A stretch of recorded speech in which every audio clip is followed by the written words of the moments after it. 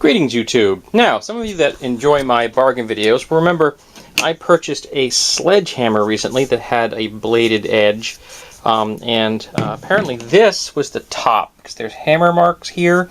So I think the person had originally driven a wedge like this in that direction. So I'll be putting the new handle in that way, because this is the handle it came with, which you can see is vastly undersized for this particular tool. I've gotten a new handle for it today at the hardware store. I'll be keeping this one. I can find a use for it. It would be really nice for a tomahawk. It's absolutely perfect size for a tomahawk. And it's got a really nice patina, so I don't want to hurt this handle. I want to reuse it for something. So we're going to keep this around. I may find a use for it, because an old tool handle has just got a great vibe to it. So I have a new handle, which is got a split in it. And the only thing I've done so far is knock off, there were some burrs here, so I knocked those off with a utility knife into my garbage. And it comes with two edges, one which is too wide. I mean, I could, make that a little narrower if I wanted to, or I can use this one, which is already the correct size for my tool head. So the next job is going to be take this, and I am probably going to use my wooden mallet, which is over there, which is the same mallet I used to take this off. So I'm going to take this outside and hammer it on so that I can do it where I'm not going to have to worry about dust and splinters and stuff like that. But I will have to take off that staple there, which is I think potentially designed to help hang this thing up for display, but it was on the shelf, so I didn't need to hang it up at all. So next thing up is going to be taking that and driving it onto that that shaft, and then I may have to cut this down in the event that it sticks out further than I want it to once I get it attached. So I'm going to cut it flush, and once it's flush, then I will drive in the wedge to hold it in place. Change of scenery. We're outside. So I now have driven this onto the handle. I used my my mallet here to drive it on about 3/4 of the way. Then I turned it upside down and just use it as a pile driver into the cement, into the tar. So it's got a little bit of schmutz on there. Now I've got my wedge and a ball peen hammer, which I think is going to be strong enough to do this job. And if it isn't, I'll go get my my engineering hammer, which is going to be strong enough. I wanted to get the ball peen specifically, so I should, when I get it almost all the way in, I can use the peen because I'll be wanting to get it as far into this as I can. Would you like to be on camera, dear? The rhubarb is not happy. The rhubarb apparently is not happy. My wife is doing gardening while I'm outside smacking tools with other tools. So next up, put the wedge in.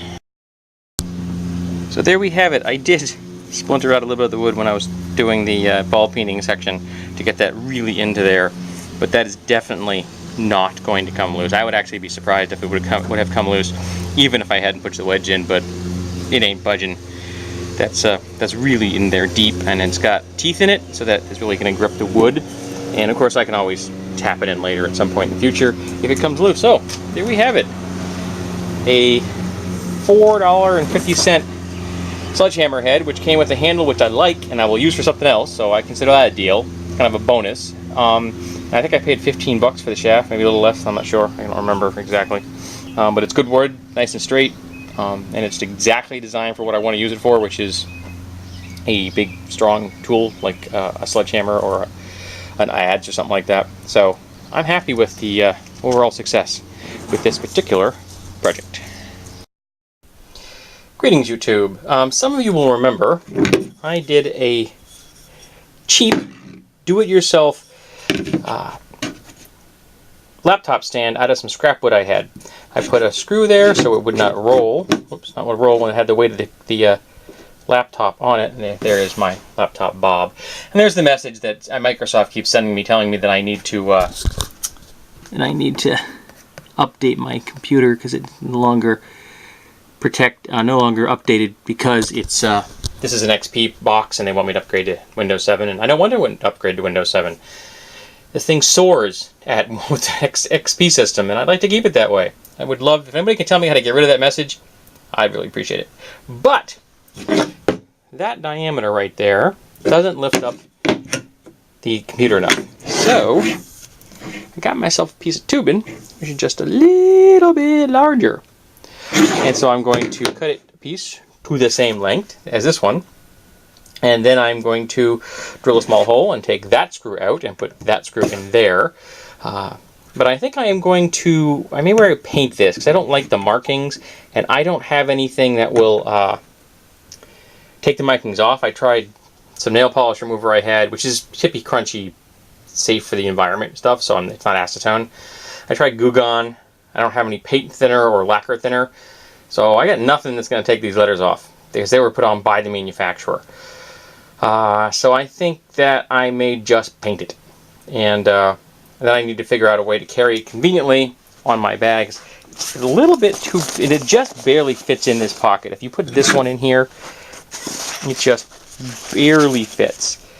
So I'm going to see if that works for me. If I put that in first and then I put the battery charger in there, and I also have to have room for my glasses, because I put my glasses in this little mesh pocket right there. So I put my glasses. I have a hard case because I need, I have to wear special glasses for my computer that are neither for far vision or close vision, but for an intermediary stage. So they're trifocals, and they work beautifully. I love the thing. So the first stage is going to be use this as a measuring stick, and not have this thing roll away. Use this as a measuring stick, mark the distance, and then cut it off.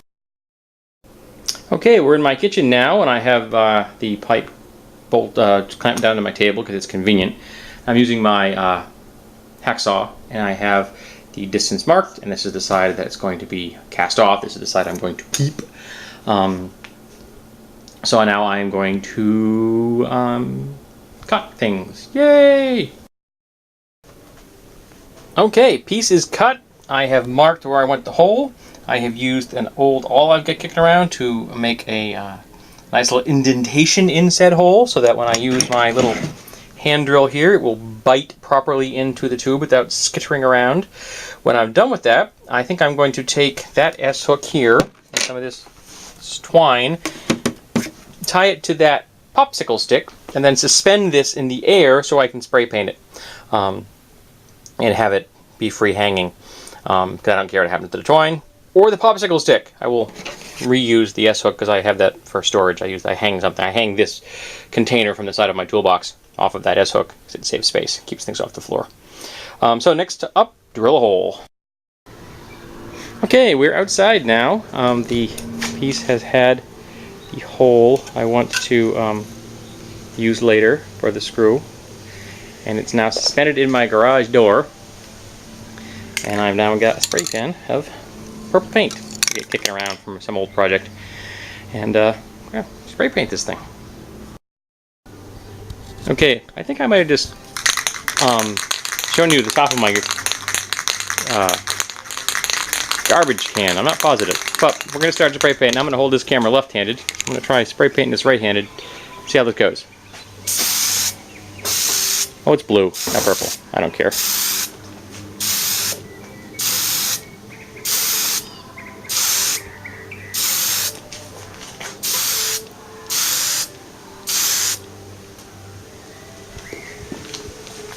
Gonna give it a little tap. Oop, too much of a tap.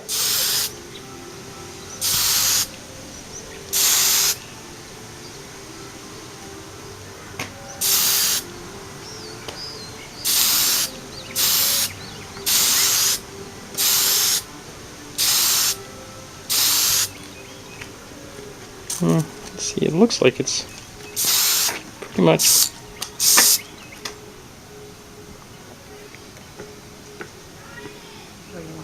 That's okay right now. It's fine like it is right now. I can just go around it myself a little.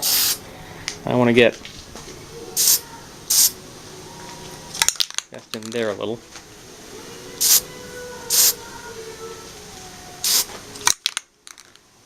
Not much, so you can not blatantly see that it's white.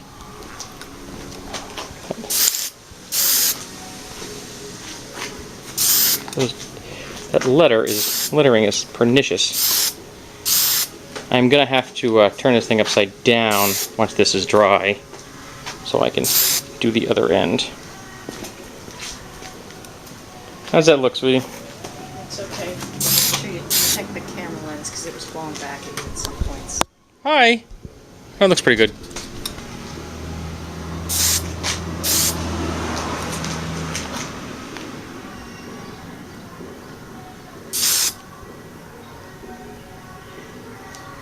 I hope I don't get flagged for that music in the background. Really, I hope I don't get flagged for that because I got squat control over it.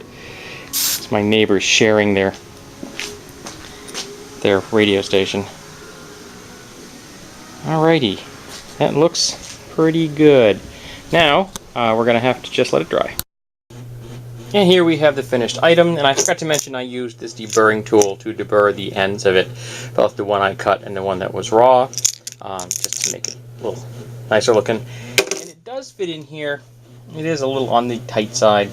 I may come up with a method of strapping it on the outside that would secure it in place so I won't lose it.